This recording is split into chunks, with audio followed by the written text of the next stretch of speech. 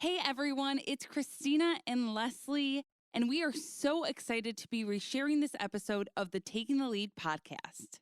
If you are new here, we are taking just a small break and replaying some of our absolute favorite episodes until we're back with new episodes in late summer. Enjoy! Welcome to the Taking the Lead podcast, where we empower people to be unstoppable. I'm Christina Hepner with my co-hosts Leslie Hoskins and Timothy Cuneio. What's been going on with both of you? Oh, I've got a story about Glacier. She's a superhero. Let me tell you, this dog.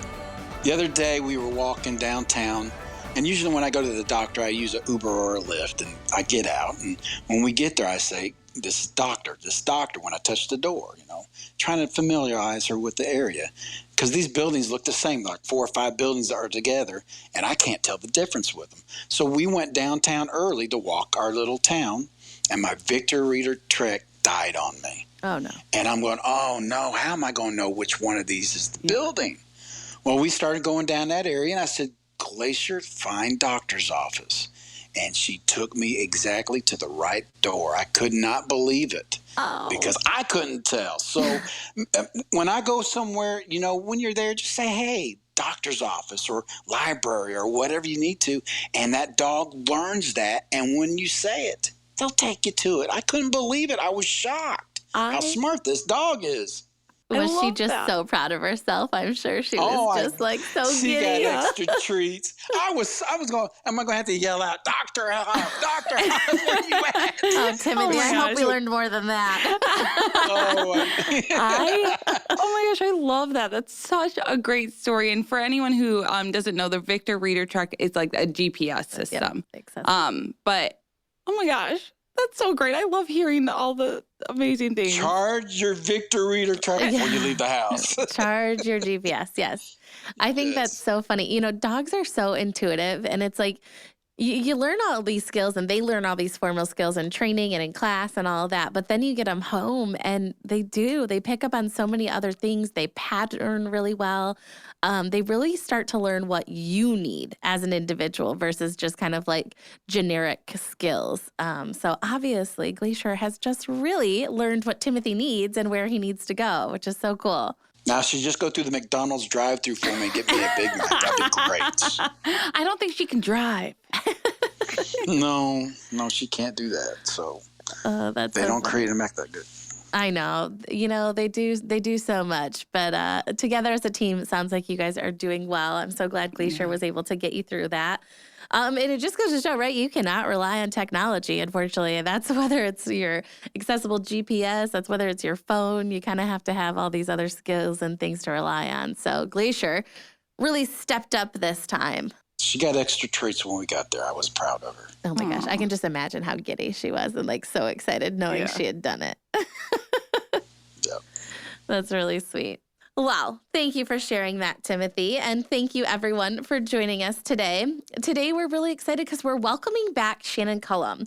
The last episode, we really learned about Shannon and her experience with camp and the other leader dog programs. But today, we're really honored because Shannon has agreed to join us again to discuss another topic that many times we don't think about, and that is the continuous journey of vision loss. Yes, and just as a little reminder about Shannon, she was diagnosed with retinitis pigmentosa at the age of 2, and currently she serves on her second AmeriCorps term as an environmental educator at a local nature center in La Crosse, Wisconsin. In an effort to make the outdoors more inclusive to people with disabilities, especially those people who are blind or visually impaired, she created the website The Blind Naturalist. And there she currently shares her experiences navigating nature and vision loss on her blog. Shannon, welcome back to the show. And if you feel like it today, we want to talk about the sensitive parts of the RP. For me, I went through a depression, and you and I have the same eye disease. So let's talk about your retinitis pigmentosis, if you don't mind. Yeah, definitely. And I would definitely say that when I was diagnosed when I was 2, so I have really lived with this my whole life. I don't know any other, life other than being visually impaired, having retinitis pigmentosa. But, growing up in a rural community, being one of the only people with a visual impairment, I mean, I felt really alone. And that, especially in middle school, caused me to go into a depression for a while. And, I think with vision loss too, it's very much like, it's a journey, and you go through these waves of, grief and denial and acceptance. And it's just constant with vision loss. And I'm just realizing that now with my vision that's just recently starting to decrease after being stable for so many years. Even though we've got the guide dogs or we've got the cane skills, I'm still going through it. I mean, I contacted Leslie a couple of weeks ago because my vision is still changing and it's getting worse. And though I've got these skills, you still have that background stuff that's going to start affecting your mental. It's getting worse. Oh my Lord, do I need to go back and get a little extra training? Which Leader Dog is, I'm so thankful that they will let me come back and get a refresher course with the cane. But it's still there. It's still affecting your mind and your soul. And it's still scary. It's still scary. And that's what I get every day. And you and I have the same similarities. We see the fireworks going off in our eyes and the floaters, and we can't see this and we can't see that. And it just affects your everyday. Yeah. And I think too, for the longest time, I always said, oh, I'm going to be the lucky one. I'm going to be the lucky one diagnosed with retinitis pigmentosa, that my vision is going to be stable until I'm 60 or 70, until I'm retired.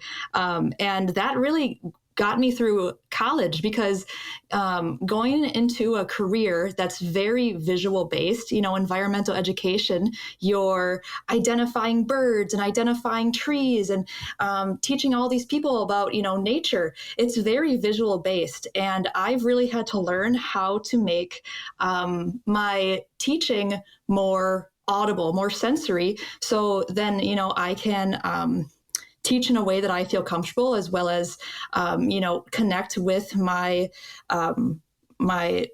learners.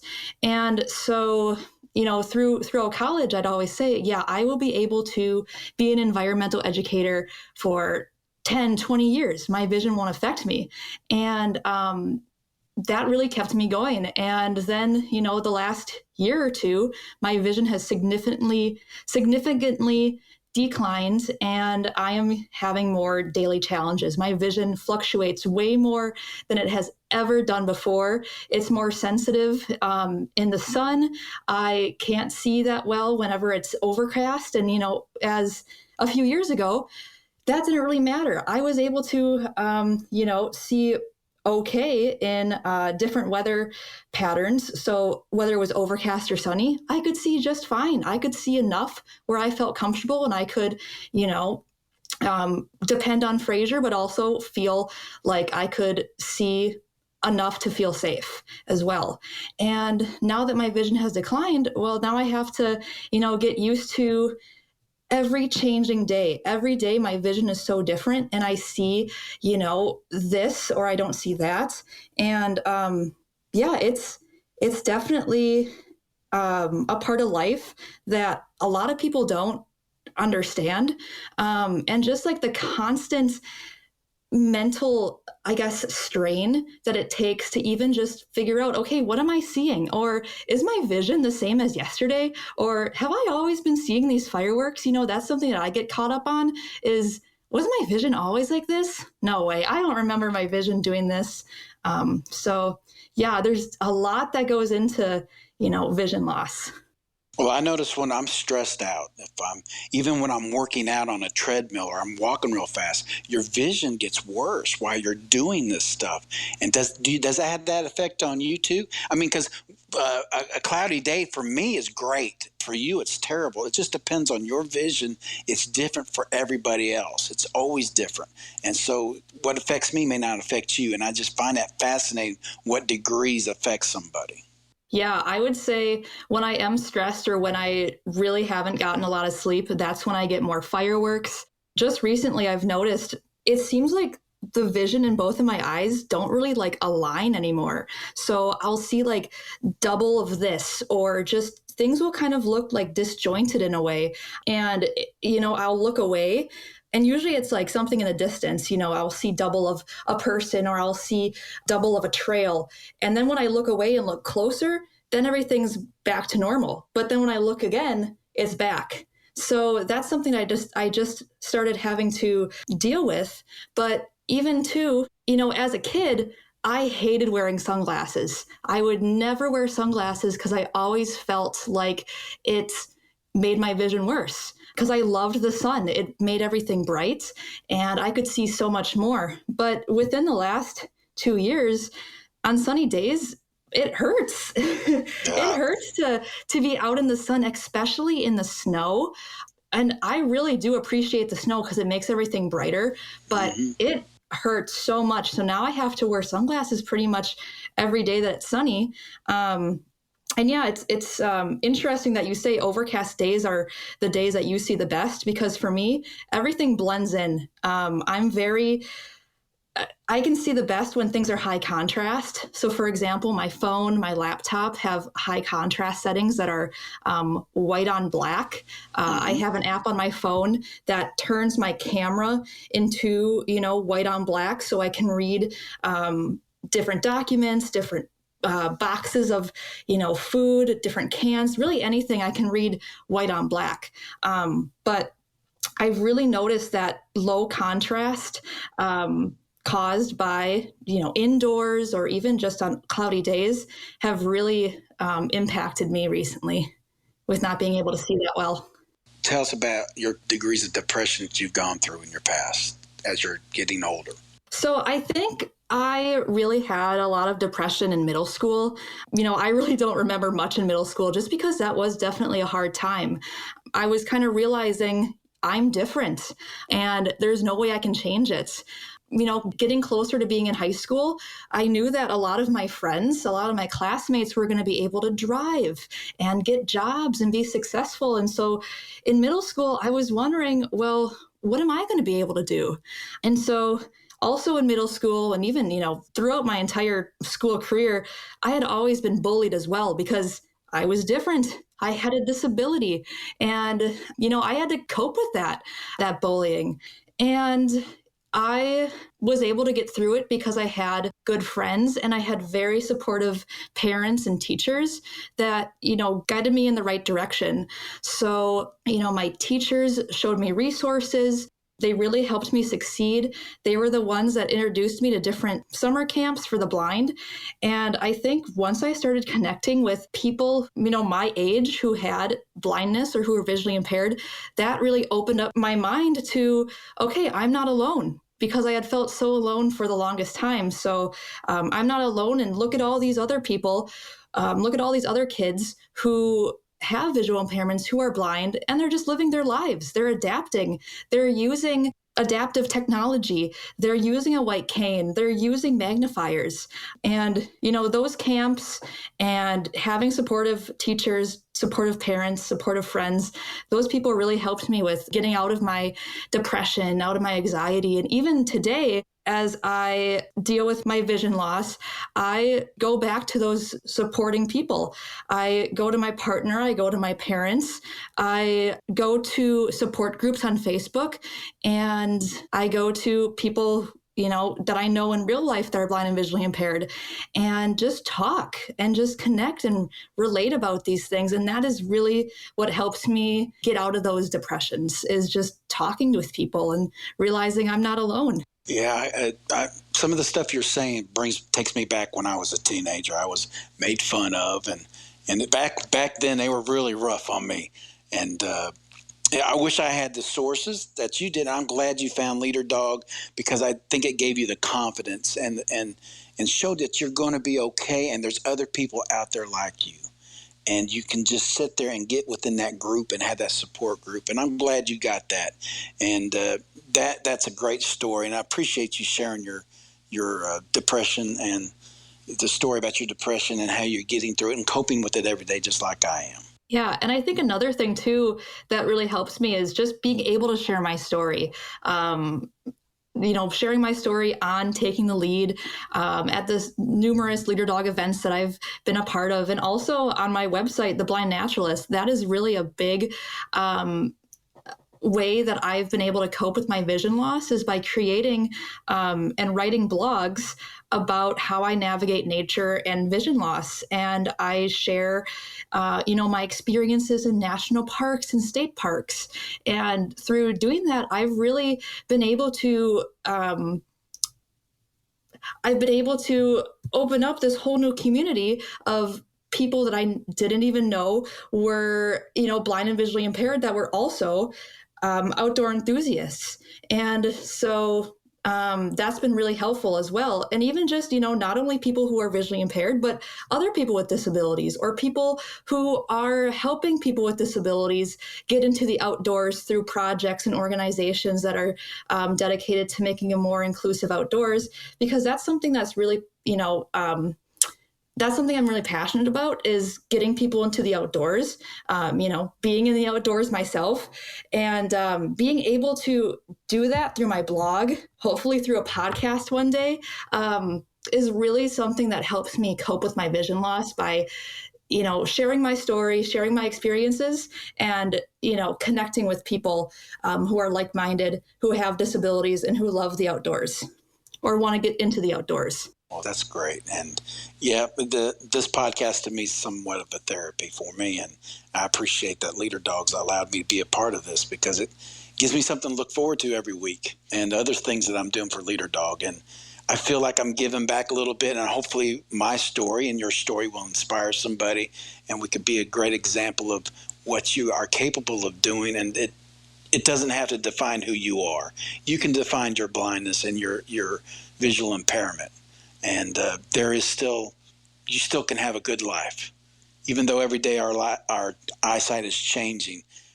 You're capable of doing anything that you put your mind to. Yes, definitely. Just, you have to adapt every single day. Yeah. Yes, you do. And, I want to thank you guys both for being so vulnerable and sharing this story. And myself, I didn't really know anything about the blindness community until I started working at Leader Dog. And so even on this podcast, I learned something new every time we record. And this one was so eye-opening for me. I had tears in my eyes hearing about the things you guys have gone through. And I want to know, what are some things that you guys think that people who aren't in this blindness community or who haven't gone through this, what are some things you think they don't understand, or some ways that they can help you during this? Well, for me, when I was young, it was just, I come from a different era than most people. I'm a little old. I'm 55 years old. And back then when I was in high school, it was rough. I mean, it was rough. I tried to play sports, and people would make fun of hey, you didn't see that blind man, or, they would call you names. It was terrible. And just some compassion, understanding that, hey, it could happen to anybody. I just was born with this, and it's in my genetic code. And you know what? It could have happened to you, and I wouldn't want to be treated like that. And, do unto others is my motto. And they were just not educated back then like they are now. And life was really, and I blame that on society a little bit, but it was just a different time in this country and in this history of the world. And it affects you even at my age still today. I'm still sensitive about it. And it affected me during my job. People would say stuff, and it would just get me so angry. But thank God I was able to get through that, and later on find Leader Dog. And Leader Dog has helped me out so much since then. Yeah, I would definitely echo what Timothy said. And I think too, something that I just didn't realize about my vision loss is just, vision loss in general. How it's gradual, how every day is so different. And it's really unstable. Timothy and I have very different, even though we have retinitis pigmentosa, we have, our vision has declined at different rates. And for me, I had a few years of being stable, of having stable vision. And now that my vision is unstable, it's like every single day I have to relearn how to do something. So for example, I I live in a pretty quiet neighborhood and would feel comfortable walking around without my cane and just walking my dogs without my cane. But over the last few months, or even over the last year, I've realized, okay, I do not feel comfortable anymore. I need to use my white cane. And so then, I'm going back and forth in my head. Oh, what are my neighbors going to think? Did they think that I was always blind, or are they going to be worried about me? Are they going to say, oh, there's that blind girl again walking her dog. I hope she doesn't get hit by a car. I always was worried about what other people would think when they saw my white cane, even as a kid. That's why I never liked using my white cane, because it labeled me as different. And I always felt like people looking at me, staring at me, were staring with pity and curiosity. Well, pity and curiosity, but it was always a different kind of stare than I get with Fraser. And so I really never liked using my white cane. So in the last year, I've had to use my white cane just in, walking around my neighborhood. And that was the one freedom that I had where I felt like, I was normal. I was just a woman walking her dog. I wasn't different. But I realized, well, here I am, veering into the middle of the road, or getting onto the other side of the sidewalk, because I got distracted. My mind started to wander, or, I was daydreaming, or I was looking off at something. And here I am in the middle of the road. And I'm like, okay, I need to start using my white cane. So, that's a freedom of not using my white cane and just quote unquote feeling normal just for a little bit, that I had to grieve. And I guess that's something that I just didn't realize was a part of vision loss, was that constant grieving, of losing those freedoms, of losing that sense of whatever normal is, So like, even too, I think about, I used to be able to read 12-point font. Yeah, it was hard, but now I look at a piece of paper and it's blank. Is there even text on that? I can't tell. So like, it's just a constant journey of adapting. And I would say, it's exhausting, and it's always on our mind. Sometimes I get stuck in even just, work meetings where I'm like listening, but I'm also focused on, okay, what am I even seeing right now?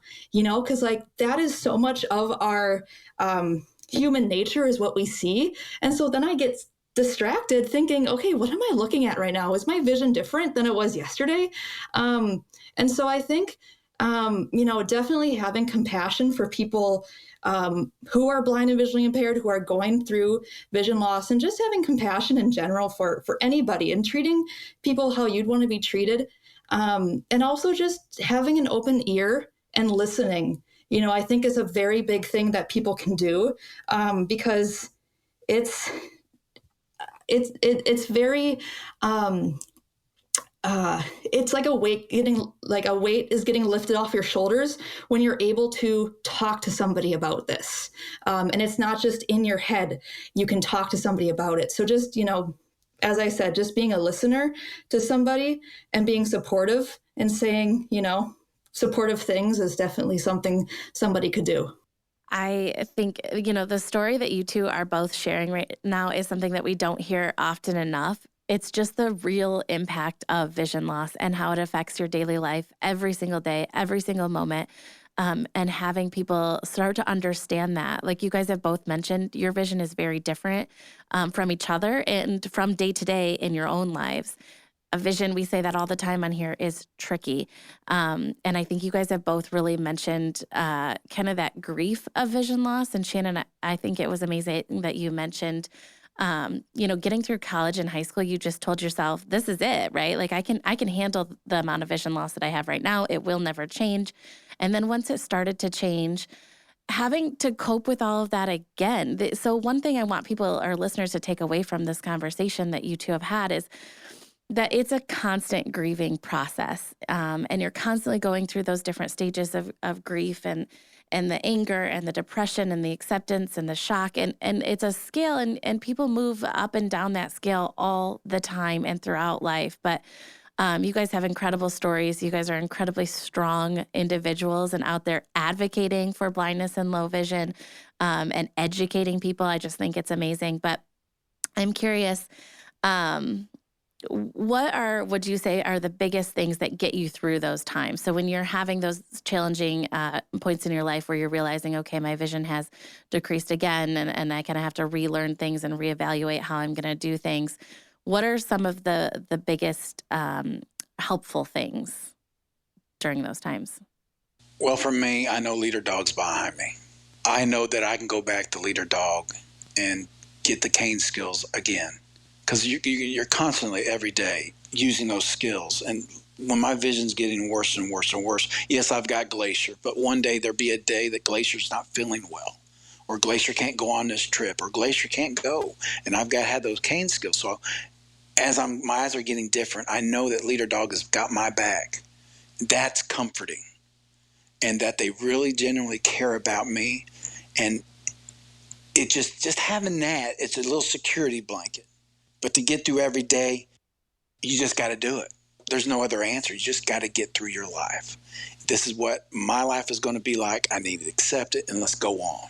Yeah, I would say just knowing that I can go back to Leader Dog 2 is definitely the biggest thing that gets me through my day.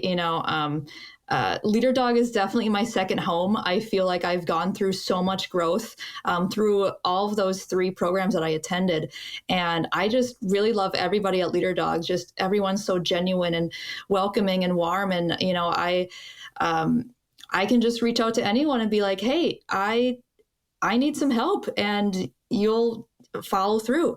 So just knowing that I can go back to Leader Dog is definitely a big thing. And I think too, just connecting with people through, Facebook support groups and my friends who I've met throughout all of those programs that I attended, and just continuing to further our relationships, I think, is really important for me. I really like just meeting new people who are blind and low vision, and talking to, the people that I have known in the past. And yeah, just like Timothy said, I mean, you just kind of have to accept it and go, just live your life as best you can.